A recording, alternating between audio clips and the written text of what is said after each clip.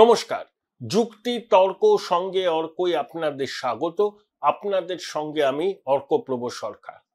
কলকাতা বিশ্ববিদ্যালয়ের কারমাইকেল হোস্টেলের কিছু ছাত্রকে বাংলাদেশি সন্দেহে শিয়ালদার কিছু দোকানদার মারধর করেছে। এই ধরনের ঘটনা অনভিপ্রেত। প্রশাসনের উচিত এই বিষয়ে কঠোর পদক্ষেপ নেওয়া। ভারতীয় নাগরিক বাংলা ভাষায় কথা বলেন, তিনি ধর্মে, তার ধর্ম যাই হোক না কেন, তিনি একজন সম্মাননীয় ভারতীয় নাগরিক। তাকে বাংলাদেশি বলে দাগিয়ে দেওয়ার এই অপচেষ্টা সবাইকে রুখতে হবে। আবার একই সঙ্গে অনুপ্রবেশকারী বাংলাদেশিদের চিহ্নিত করতে হবে। তারা বাংলা ভাষায় কথা বলে, কিন্তু সেটা তো কোনো রক্ষা কবচ হতে পারে না। বাংলা ভাষায় কথা বলে বাংলাদেশের 18 কোটি মানুষ, তাই শুধুমাত্র বাংলা ভাষায় কথা বলে বলেই তারা ভারতীয় নাগরিক হতে পারেন না। বাংলা ভাষায় কথা বলা মানুষ যদি বাংলাদেশি হিসাবে চিহ্নিত হন, তাদেরকে কিন্তু ডিপোর্ট করতে হবে। আর বাংলাভাষী ভারতীয় যিনি যে ধর্মেরই হন না কেন, তাকে সংবিধান যে অধিকার দিয়েছে অন্যান্য নাগরিকদের মতো, সেই অধিকার যাতে তিনি বজায় রাখতে পারেন, তার স্বাধীনতা যাতে অক্ষুণ্ণ থাকে, সবাইকে সেই বিষয়ে উদ্যোগ নিতে হবে। এর দায়িত্ব শুধু সরকার বা পুলিশ প্রশাসনের নয়, আমরা সাধারণ মানুষ আমাদের জীবন দিয়ে রক্ষা করতে হবে বাংলা ভাষী ভারতীয়দের সম্মান, সম্পত্তি এবং তাদের নিরাপত্তা। এছাড়া কিন্তু কোনো পথ নেই। কিছু কিছু অত্যুৎসাহী এবং গুন্ডা প্রকৃতির মানুষ, তারা এই যে বাংলা ভাষা বা বাংলাদেশি নিয়ে যে রাজনৈতিক বিতর্ক চলছে, তার সুযোগ নিয়ে একটা অশান্তি তৈরি করতে চাইছে। এটা পশ্চিমবঙ্গের সামগ্রিক পরিস্থিতির পক্ষে একদম শুভ ইঙ্গিত নয়। কঠোর পদক্ষেপ যাতে সরকার গ্রহণ করে, তার জন্য আমি আর্জি জানাচ্ছি। এগুলো, এইসব বাঁদরামি গুন্ডামি টলারেট করা যাবে না। এরা কারা, কি উদ্দেশ্যে এই কাণ্ড করেছে, এগুলো জানতে হবে। এটাই আমাদের বক্তব্য হওয়া উচিত যে বাংলা আমাদের হৃদয়ের ভাষা, প্রাণের ভাষা। বাংলাতে কথা বলছি ছোটবেলা থেকে, জন্ম থেকেই তো বাংলাতেই মা বলেছি, এবং অন্তিমকালে জিহ্বা যেন বলতে পারে মা কালী কালী, এটাও তো আমার প্রার্থনা। তাহলে সবই তো বাংলা ভাষায় বলছে। তাই ভারতীয় বাঙালি, তিনি যে ধর্মেরই হোক না কেন, তাকে রক্ষা করতে হবে। তাকে যেন অনুপ্রবেশকারী হিসাবে চিহ্নিত করে তার উপর নিপীড়ন যাতে না হয়, এটা আমাদের এনশিওর করতে হবে। এবং একই সঙ্গে বাংলাদেশি অনুপ্রবেশকারীদের বিরুদ্ধে কঠোর ব্যবস্থা নিতে হবে, সেখানে জিরো টলারেন্স। যাই হোক, সংসদে 130 সংবিধান সংশোধনী বিল 130 নম্বর কেন্দ্রীয় স্বরাষ্ট্রমন্ত্রী 20 অগস্ট পেশ করেছিলেন। বিস্তর হইচই হয়। তৃণমূল কংগ্রেস প্রতিবাদের একদম প্রথম সারিতে ছিল। ওয়েলে নেমে পড়ে তারা, কাগজ ছেড়ে বিল টুকরো টুকরো করে ছিঁড়ে দেয় কল্যাণ বন্দ্যোপাধ্যায়ের নেতৃত্বে। কল্যাণ আবার ফুল ফর্মে ফিরে এসছেন। এই ফর্মেই তাকে আমরা দেখতে অভ্যস্ত। মাঝে কিছুটা মন কষাকষি হয়েছিল, কিন্তু উনি তো খুব আজ্ঞাবহ বঙ্গেশ্বরীর। আবার হয়তো ফোনাফুনি করার পর কল্যাণ স্বমহিমায় ফিরে এসছেন, এবং সংসদের ওয়েলে নেমে বিক্ষোভ প্রদর্শনীতে তিনি ছিলেন অগ্রণী ভূমিকায়। তারপর ছোটবাবু একটা সাংবাদিক বৈঠক করেছেন। দেখুন, আমি প্রথম থেকে বলি যে ছোটবাবু বাংলা, হিন্দি, ইংরেজিটা ভালোই বলে।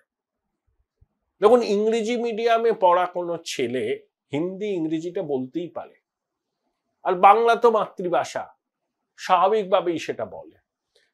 কিন্তু তৃণমূলের সংসদীয় দলে যারা আছেন, লোকসভায় 29, রাজ্যসভায় 12, তাদের মধ্যে হাতে গোনা কয়েকজনই একই সঙ্গে বাংলা, হিন্দি, ইংরেজিতে স্বচ্ছন্দ।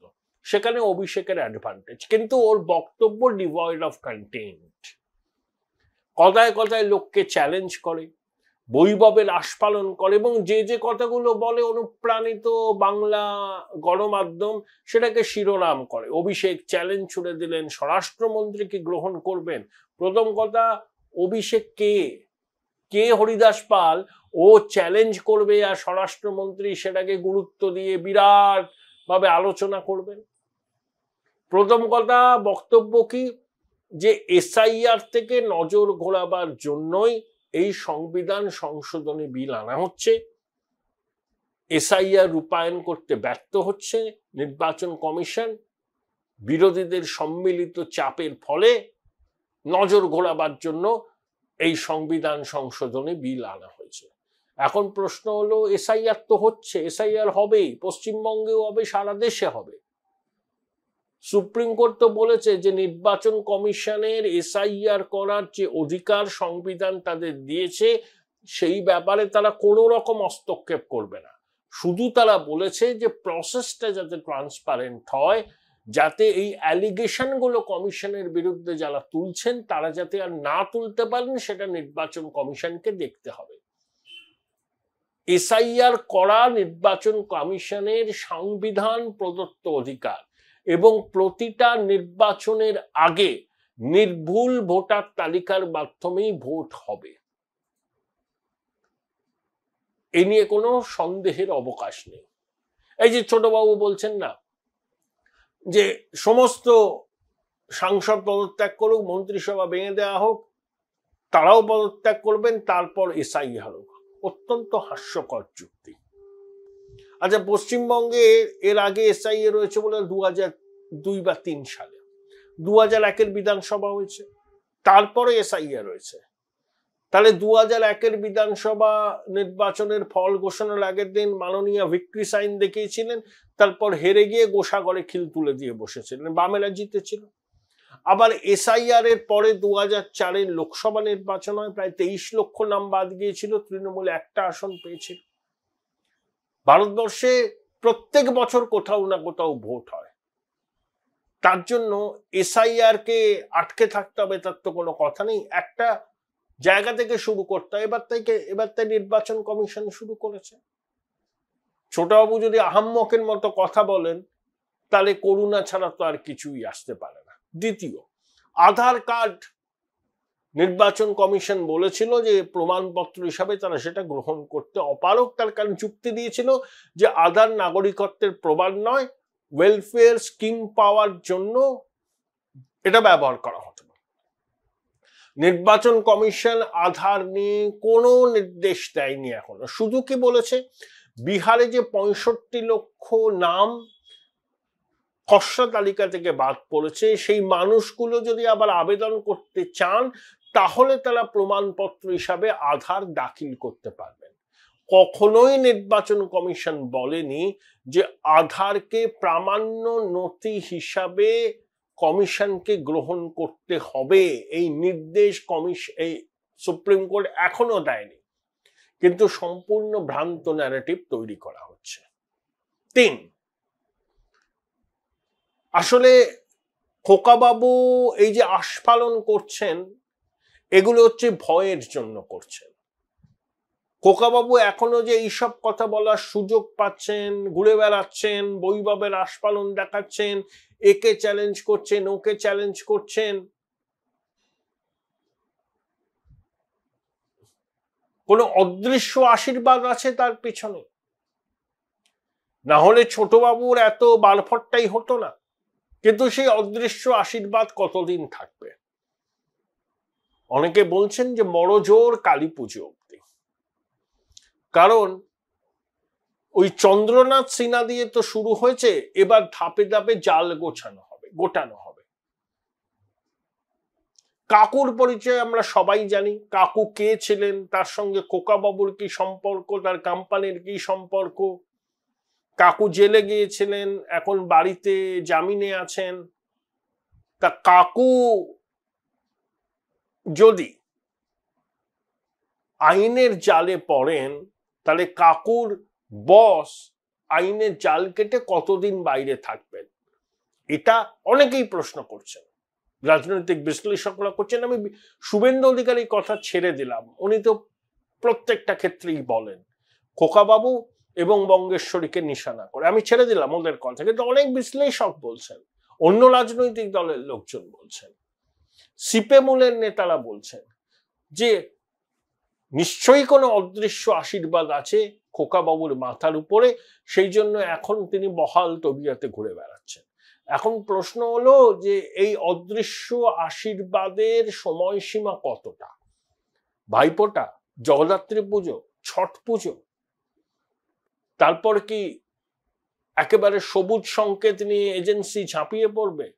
অনেকে বলছেন সবুজ সংকেতটা পেয়েই গেছে, এজেন্সি শুধু সঠিক সময়ের জন্য অপেক্ষা করছেন, কারণ শারদোৎসব তো শুরু হয়ে গেছে, বা একটা পুজো পুজো গন্ধ, যদিও একটা নিম্নচাপের অক্ষরেখা তৈরি হয়েছে, কিন্তু এর মধ্যেও যখন শরতের রোদটা ওঠে সবার মনই প্রসন্ন হয়ে যায়। বাঙালির কাছে এটা সব থেকে বড় উৎসব, তা এর মধ্যে কোনো কঠিন সিদ্ধান্ত কেন্দ্রীয় এজেন্সি নেবে বলে আমার মনে হয় না। যেমন এসআইআরও সম্ভবত চালু হবে ভাইফোঁটার পরে, আবার ভাইফোঁটার পরেই কেন্দ্রীয় এজেন্সির তৎপরতা শুরু হবে এ ব্যাপারে 200% কনফার্ম। অনেকে সবুজ সংকেত নাকি দিয়ে দেওয়া হয়েছে যে আর কিছু ভাবার দরকার নেই, আইনকে আইনের পথে চলতে দাও, পর্যাপ্ত প্রমাণ নথি নাকি এজেন্সির হাতে আছে, তারা শুধু হোল্ড করে রেখেছে উপর মহলের সবুজ সংকেতের অপেক্ষায়, সেই সবুজ সংকেত নাকি তারা পেয়ে গেছে।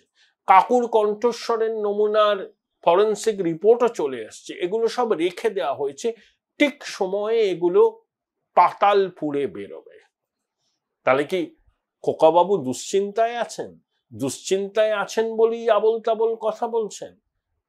তিনি কি বুঝতে পেরেছেন যে তার উপর যে অদৃশ্য আশীর্বাদের হাত ছিল সেই হাতটা সরে গেছে, এবং সেই জন্যই তিনি কি ভয়ঙ্কর রকম আক্রমণাত্মক হয়েছেন? Join Indian Institute of Hotel Management now. Right choice, right decision. অনেক রকম স্পেকুলেশন হচ্ছে, কিন্তু উনি আবল তাবল বলছেন। সবার আগে খোকাবাবুর তো একটা কথা বলা উচিত যে রিভিউ পিটিশন নামক এই খুনোর কলটা বঞ্চিত চাকরি প্রার্থীদের সামনে যে বঙ্গেশ্বরী ঝুলিয়েছিলেন এবং সুপ্রিম কোর্ট রিভিউ পিটিশন খারিজ হয়ে যাওয়ার পরে তার কি অবস্থান, কার পাপে এতগুলো ছেলে মেয়ের জীবন অন্ধকার হয়ে গেল? ওই যে সুবল সোরেন বলে যে আদিবাসী যুবকের মৃত্যু হলো মানসিক চাপ নিতে না পারার জন্য, এর দায় তার সরকার নেবে তো? খোকাবাবু কিন্তু কোনো উত্তর নেই, এর পিছনে কোনো কেন্দ্রীয় চক্রান্ত নেই। 17 রকম দুর্নীতি করেছে এসএসসি, মধ্যশিক্ষা পর্ষদ, শিক্ষা দপ্তর, গন্ধ বেরোচ্ছে নিয়োগ প্রক্রিয়া থেকে। সেই জন্য যারা সেভাবে টেন্টেড নয় তারাও বলির পাটা হলেন। সুপ্রিম কোর্ট বলল যে প্রক্রিয়ার বিশুদ্ধতা বজায় রাখতে গেলে তাদের সামনে আর কোনো উপায় ছিল না। খোকাবাবু দয়া করে জবাব দেবেন, এই যে চৌর্যবৃত্তির সাম্রাজ্য যে প্রতিষ্ঠা হলো এর দায় কে নেবে? পশ্চিমবঙ্গের একটা গর্ব ছিল শিক্ষা, শিক্ষাটাকে একেবারে মায়ের ভোগে পাঠানোর দায় নেবেন তো? বাংলা ভাষা কোথাও আক্রান্ত হচ্ছে না, ভাষা সন্ত্রাস কোথাও হচ্ছে না, অনুপ্রবেশকারী বাংলাদেশিদের চিহ্নিত করার কাজ চলছে এবং আগামী দিনে তার গতি বাড়বে। শুধু বিজেপি শাসিত রাজ্যে নয়, দিদিমণির ভাতৃপ্রতিম স্টালিনের তামিলনাড়ুতেও একই ঘটনা ঘটছে, পাঞ্জাবেও হচ্ছে, তেলেঙ্গানাতেও হচ্ছে, কর্ণাটকেও হচ্ছে, কারণ এই অনুপ্রবেশকারীরা দেশের নিরাপত্তার পক্ষে বিপজ্জনক শক্তি। এই ভ্রান্ত ন্যারেটিভ তৈরি করে বাঙালিকে বিভ্রান্ত করার দায় নেবেন তো ছোটবাবু? আবল তাবল বলারও তো একটা সীমা আছে। উনি ভাবেন উনি অমৃত বাণী বর্ষণ করবেন আর সবাই মুক্ত হয়ে শাবাশি দেবে, বাহ বাহ বলবে, কেয়া বাত বলবে। এটা তো সব সময় হয় না, সব সংবাদ মাধ্যম অনুপ্রাণিত নয়। আপনার উজ্জ্বল ভবিষ্যৎ থাকতে পারে রাজনীতিতে, সেটা নিশ্চিত করার জন্য কখনো রাইজ টু দ্য অকেশন হতে হয়। আপনি তো সরকারের অংশ নন, আপনি তো মন্ত্রিসভার সদস্য নন। আপনার ইচ্ছা আছে উপমুখ্যমন্ত্রী হওয়ার, কিন্তু আপনার দিদিমণি তো আপনাকে সেই পদটা দিচ্ছে না, লোকসভার দলের নেতা করে রেখেছেন। আপনি যাতে রাজ্য রাজনীতিতে খুব একটা মাথা গলাতে না পারেন, তাহলে একজন তরুণ রাজনীতিবিদের অবস্থান কি? সুপ্রিম কোর্টের এসএসসি নির্দেশের পর আপনার কি অবস্থান? এই যে ভাষা সন্ত্রাসের নামে যে মিথ্যা ন্যারেটিভ তৈরি করা হচ্ছে, প্রবাসী বাঙালিদের সাথে কথা বলুন না, তারা কোথাও সন্ত্রাসের শিকার হচ্ছে? তারা কি বাঙালি বলে পরিচয় দিতে কুণ্ঠাবোধ করছেন? বাস্তবটা জেনে আসুন আবল তাবল কথা বলার আগে। যত দেখছি তত অবাক হচ্ছি। এত কি বলবো, এত অন্তঃসার শূন্য বক্তব্য খুব কম শোনা যায়, যার মধ্যে অর্ধসত্য আর মিথ্যের এক অদ্ভুত মিশেল, যেটাকে সত্যি বলে চালানোর চেষ্টা করা হচ্ছে। কিন্তু ওই বললাম না, মিথ্যে কথা মিথ্যা কথাই। কয়েকদিন মানুষকে বিভ্রান্ত করা যায়, কিন্তু মিথ্যে কথা বলে চিরকাল মানুষকে বিভ্রান্ত করা যায় না। ছোটবাবুর এই সব মিথ্যা আস্তে আস্তে জনসমক্ষে ফাঁস হয়ে যাচ্ছে।